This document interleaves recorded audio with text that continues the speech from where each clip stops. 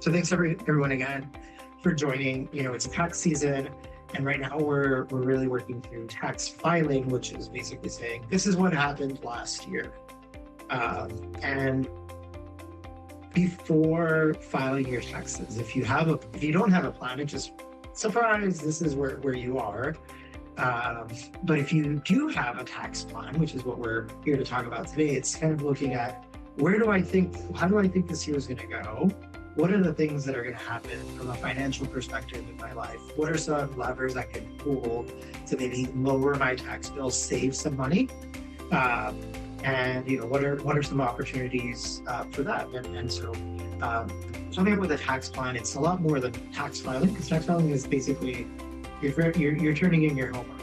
Tax planning is doing the homework, is doing all the studying, all the stuff to get you to a place where you understand and have an idea of where your taxes be come April 15th, right? Because we want to avoid April 15th surprises. You should have an idea of a range of where your dollars are going to be, and a range of how much that's going to save you, how much that's going to how much you're going to have to pay, and why, right? And I think that's really so we asked before people join, hey, what brought you here? What's the reason that you wanted to kind of talk? And feel free to throw other things into the chat, and I'll try to respond to them. But we saw, hey, I want to know how to reduce my tax liability. What are some opportunities for reducing my tax liability? There's questions about business structure. That's great. It's in real estate. And so if there's any other things that you want to hear, let me know. And happy to cover them as well. Or if questions come up, again, feel free to unmute your mic, raise your hand, talk, and we'll go answering them. I think ultimately all of these, yes, you want to reduce your tax liability, but you want to also understand where it's coming from, and because some cases there's what you can do, and now when you get to a place that you've done all these things, at least now you have an understanding. I've done all I can do. This is the best place I could be in terms of how much tax I need to pay, and this is the reason I still need to pay tax. Because I made too much money. I did all of these other things, but yeah. So yeah. So I kind of alluded to this earlier. What's the difference between tax filing, filing your taxes, and planning your taxes? Again, filing your taxes is like kind of the historical, hey, what happened, right? We're in 2026. In 2026, you file your 2025 taxes. Tax planning is when you are, tax filings, you're looking 2026 out of 2025 end, and there's very few levers you could pull in 2026 to affect 2025 taxes, right? So we're in 2026. Some of the basic levers that people know, depending on your income level, you can still contribute to an IRA, right? So you have until April 15 to contribute to a 2025 IRA to lower your taxes for 2025. If you meet the income thresholds, right? If you're above the minimum and under the maximum, in order to contribute to an IRA tax-free. That's not to be confused with a Roth IRA, right? We're talking about an IRA that you are delaying taxes by not paying taxes today. You're paying taxes in the future on those earnings, right? That's what an IRA normally is. A Roth IRA says, I'm paying the taxes today, so that's not going to lower your tax liability. So I get that question a lot. Thought I'd throw that out there so folks get some ideas. Tax planning on the opposite end is we're in 2026. It's February 5th, and I know, for example, how much money I'm going to make. I know, I have a salary. I make a salary, and I get a W-2, and I have an idea of, I might get a bonus, a raise, but more or less, this is what I'm going to make. Well, great. Now we look at that from your W-2, where you might have a business, or you might have real estate, where you get rental income. You might have, again, a business income. You might be looking to sell some stock, right? You might be looking to offload some of the cryptocurrency this year, and you're going to have a gain. So how do all of these things affect your tax liability? That's what we're looking at. We're looking at how do we take these things and say, okay, on a W-2, my employer withholds tax. Did I withhold sufficient tax for my situation? No. Okay. Then what can I do? First, what can I do to lower my total tax liability? Then two, I need to. How do I make payments, timely payments? Because the IRS is looking for you to make payments, not on April 15th, right? If you sold a property and you made $1 million March 1st, the IRS is expecting you to pay the tax closer to that, right? You get a penalty potentially for doing that, right? There's some nuances and all of that, but in the general sense, you want to try to pay tax early on so that you avoid any potential penalties for paying those taxes late. So if you're late to pay those taxes, you want to do as much as you can ahead of time. So perfect case, that I'm coming up with, you have a W-2, you have some business, you have some rental properties. This year you're selling a rental property and you're going to have $1 million profit. Now, what do I do? So a tax plan, we sit down and we look at it and we say, how do we organize these activities so that we can lower our tax bill? Well, maybe $1 million is what you made, the check they wrote you when you sold the property, but in reality, you only made $400,000 on the sale of that property. We need to calculate those things. We need to set your basis. What is your cost for that property? That's the first thing. So that's the first place you lower your tax liability is, oh, my real basis is X. It's a higher amount of money. So I did get a check for $1 million, but the only part that's really a gain for the IRS is, let's say, $400,000. Well, right now you have a $400,000 gain. For capital gain held over a year, let's say it's 20% capital gain tax, right? So now you're looking at an $80,000 tax bill. And what are some things you could do? Real estate is fun. If you've seen, I've done other webinars about, the short-term rental loopholes and different things, but there's these opportunities to take the dollars that you make, that you made on this sale and roll it into a new property, right? You could do a 1031 exchange. You could do, if you are a real estate professional, so you'll hear me talk about real estate professional status, you could purchase another real estate property and obtain bonus depreciation and accelerate the depreciation into this year. So let's say you buy another $400,000 property, you depreciate it 100%, your tax liability is now zero. So that doesn't mean that you paid $400,000 cash for that. You could still leverage. You could still take a loan. It's just now you bought a $400,000 property, you wiped out your tax liability for 2026, and you're basically kicking the can down the road for future tax years where you may potentially have to pay the tax for those gains. But right now in 2026 that we care about, we've come up with a plan. We've purchased this property. And I said real estate professional status, that's the one where doesn't have to be short term. If you don't qualify real estate professional status, which there's a couple of criterias about doing over 750 hours a year, that's your dedicated field in working in real estate, a bunch of other qualifiers, and we can talk about offline if that's something that interests you. You take that real estate profession. Take that, if you don't have the real estate professional status, you buy a short-term rental, because a short-term rental is the loophole to say, I can still take that bonus year one depreciation and be able to save that money in taxes. And that's really ultimately what we're looking for you to do is how do you save money? That's one of the ways, right? You can also, if you own a business, you can take tax advantage things of retirement accounts, set IRAs. There's additional, we've talked about previously, if you have an S Corp, right? You can have an accountable, or even a C Corp, you can have an accountable plan, which is how do you take potential compensation for things, reimbursements that you will have as an owner from your business, document them per the IRS rules, so that you can now deduct them as business expenses. So there's all these levers, and we're trying to figure this out. And that's where I come in, right? You don't have to do that on your own. Don't worry. Don't use ChatGPT. ChatGPT hallucinates. It does give you some ideas, but it's not perfect. So even if you don't work with me, but if you want to work with someone else, I would definitely recommend that you speak to a tax advisor or tax professional who can guide you in those cases.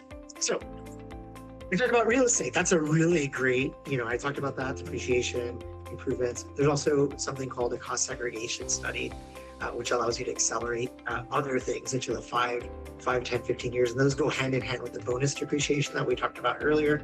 So you could decide to take bonus or just do cost segregation, do both. So they really work off of each other. There's advantages and disadvantages of how you structure your entity. So if you have an LLC or you have a corporation, you can make decisions based on your specific criteria about whether it makes sense to elect to be an S corp. And right, if you qualify for an S corp, right, all U.S. People who are owners, for example, another corporation cannot own an S corp. That might be advantageous for you. It might not, because there brings along with it about reasonable compensation and W-2 income that you must have. So there's pros and cons. And I talk to a lot of people, even the same industry, similar circumstances, but different goals. There may be a reason why you want to do an S corp and why you will not want to do an S corp. So it's not I see information out on the internet about if you make more than X, then you should be an S corp. That's not the case. So when I talk about S corp, I'm talking about tax entity, right? So how you want to be taxed. If you're a regular corporation, you can either be a corporation or an S corporation. S corporation flows through to your personal tax returns. You personally pay the tax on the money that the business made, regardless of whether the business paid you that money. So that's a big one, right? A C corp, the corp pays the tax, and for some people, if you're in a higher tax bracket, it generally may pay less, right? 21%. If you're in Florida, you pay a state income tax above $50,000 for a C corp, not personal, of 5.5%. So if you're at 37% versus 26.5%, there's some reasons why you want to do a C corp, right? And that's just for a corporation. An LLC opens up another set of options where you could be a disregarded entity, which is just like if you got a 1099 and you have a Schedule C. So if you're gig economy prior, didn't have a workplace where they didn't deduct, that's what you would have seen. You can also be a partnership, so you need at least 2 people.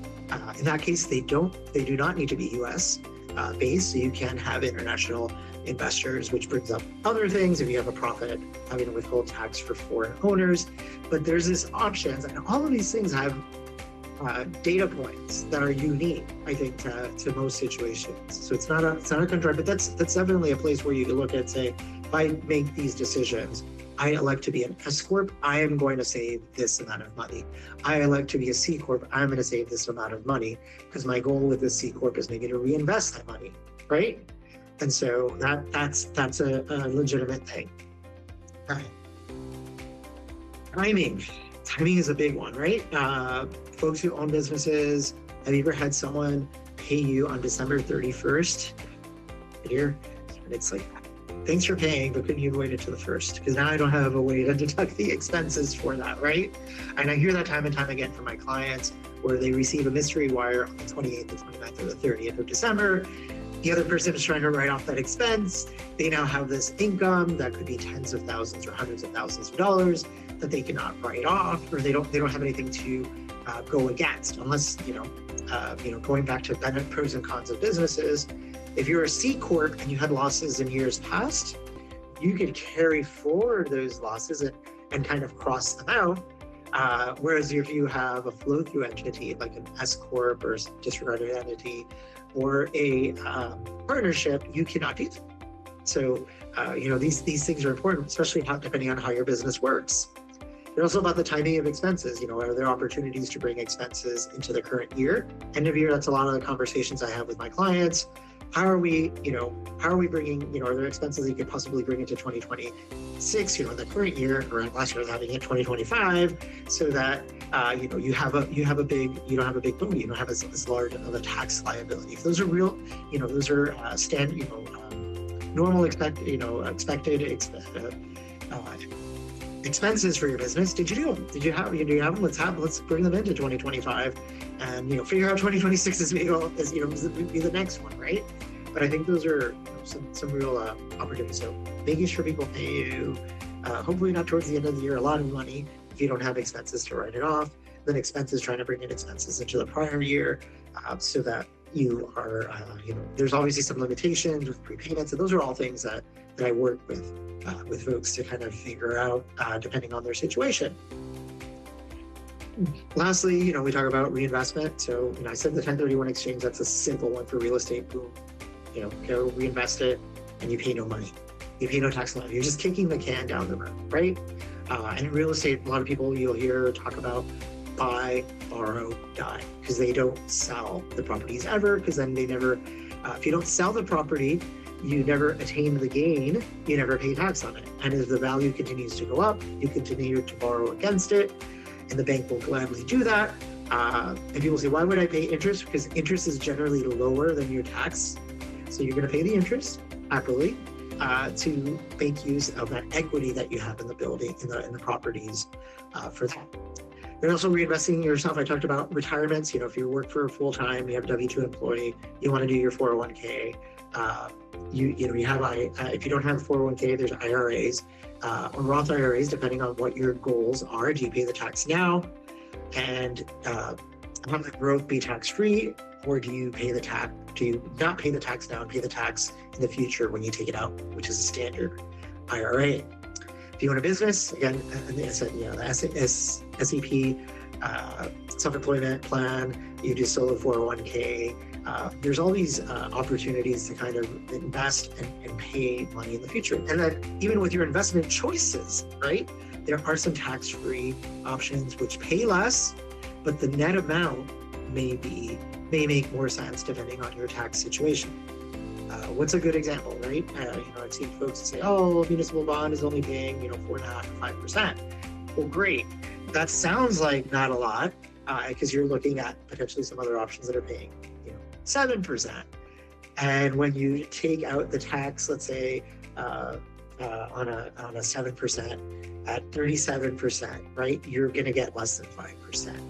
So, and you had to pay that tax, whereas opposed to the 5% is tax-free. So there's these opportunities, these options for these things. Don't know if any of this is like ringing bells for anyone, but if you have questions, feel free to pipe them in. I don't know if these sound familiar, these options, but these are things that I think are really important to highlight in this conversation. I apologize for taking so much water. I've been talking all day. I was career day at my daughter's school this morning, and I was talking to a bunch of pre-K3, pre-K4, and second graders about accounting. So that was a lot. So I've been talking all day. So I talked a little bit about it, and here's some good examples. Profitable year in an LLC, you have a $30,000 tax bill, and there were some opportunities where maybe if they had elected to be an S Corp status, that tax bill could have been cut in half, potentially, right? There's other potential tax savings that maybe, we talked about timing, right? Pushing income into the next year, pulling expenses into the current year. That could have been done towards the end of the year to make, the IRS cares what happens between Jan 1 and December 31st, unless you elect a different tax year. I know some people, I think someone on here is like that. So, so I mentioned it. So yeah, there's these opportunities to do these things, but generally it's January 1, December 31st. And so this is things that we can, we talk about that. Now, as an investor, we talk about rentals and improvements. You're growing your rentals, but you miss out potentially on $15,000 in depreciation deductions. I had a case of someone who hadn't done a cost segregation study because no one ever told them they could do a cost segregation study. In fact, no one told them that they could go back. You don't have to go back and amend returns. You can actually do a cost segregation study today and take advantage of that lost segregation, that acceleration of depreciation today, and not have to go back and amend prior year returns. So there's lots of opportunities that I see people missing, especially since we work a lot with folks who own real estate. This is a big one.